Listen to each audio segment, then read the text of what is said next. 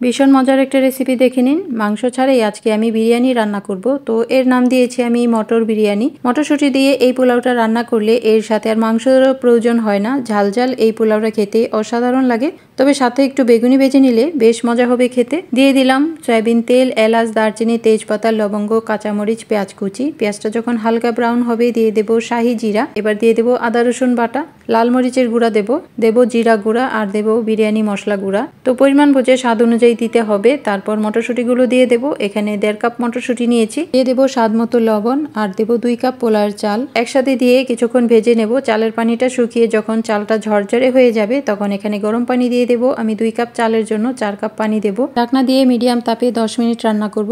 এর মধ্যেই চালটা বেশ ফুটে গেছে, পানিটাও কমে গেছে। এবার দিয়ে দেবো 1 টেবিল চামচ ঘি। ঘি দিয়ে চুলার জালটা লো থেকে কিছুটা বাড়িয়ে ঢাকনা দিয়ে আরও 10 মিনিট বসিয়ে রাখবো।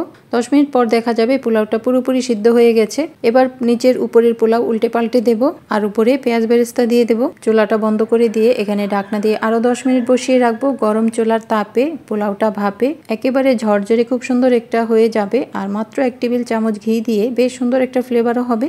এই দেখুন কত সুন্দর এক পোলাও হয়ে গেছে। এই পোলাওটা বেশ ভালো লাগে খেতে, ঝাল ঝাল, একেবারে সহজ কিন্তু খুবই মজার এই রেসিপিটা। ভালো থাকুন। সহজ সহজ মজার মজার রেসিপি পেতে সাথেই থাকুন।